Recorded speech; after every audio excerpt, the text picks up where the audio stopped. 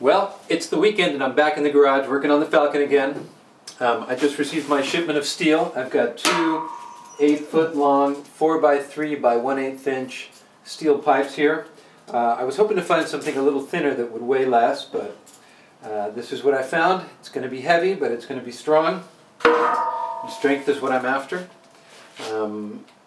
When I finish the car, I will weigh it. And I have a before weight from the last time I had the car inspected, so we'll be able to do a comparison and see how much weight I've added total. I don't think it'll be that much, actually. Anyhow, I'm going to mock up this frame.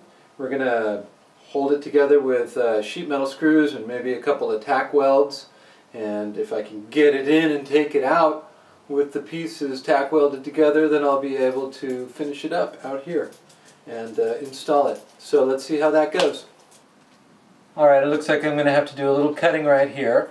The center structure, which the convertibles have, is intruding a little bit in the area where I want to install the pipe. Now, I want to join the pipe to that structure.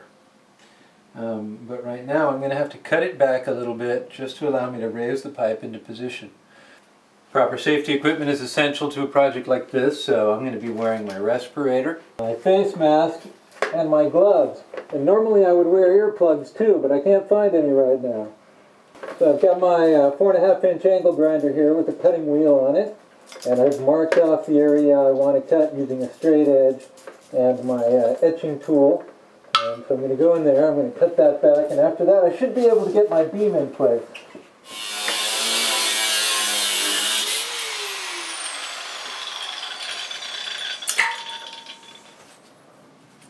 You can see the edge of this was pretty ragged and rotten already, so I want a clean edge in order to do my welding.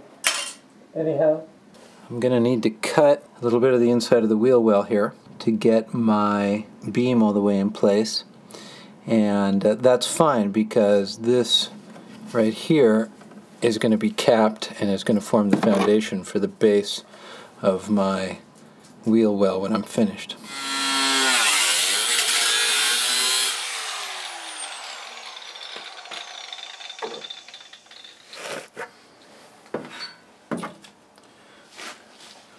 And this piece is typical of a lot of what I'm finding on this car, which is patches made up of multiple layers of metal applied over other rusty metal and then held together with a variety of things, in this case a rivet. No rust sealant of any kind or anything in there. And so it's not surprising that I now have to do as much cutting as I do.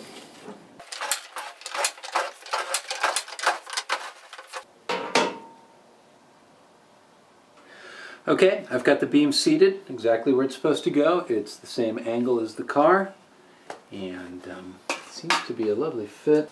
Here we have the front, and you can see how I had to clearance the torque box a little bit there. Look down the pipe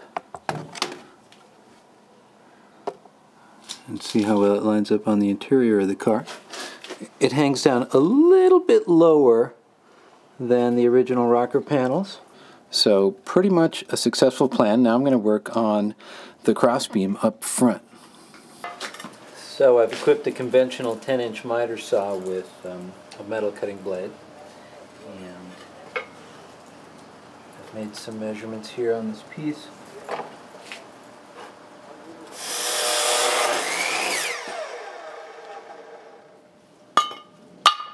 Okay, so I've decided I need some additional clearancing here. I'm trying to work these cross pipes into the space, and it's just too hard. And of course later I'll need to weld them in there, and I won't be able to do that with all this metal in the way.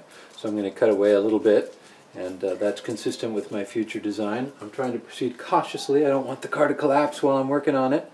But I feel pretty safe about cutting this away, so I'm going to start in on that, and we'll see where that gets us.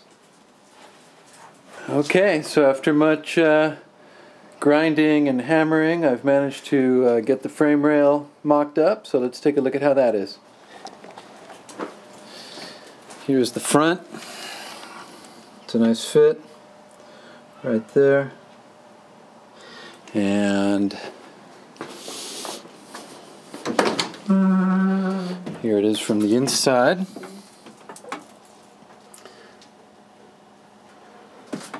Runs down alongside here. Perfect fit. And there's my rear brace right there, which is sistered up with the old frame rail and the rear spring mount. So all together ties in nicely. And I think I'm ready to start welding. Isn't that amazing?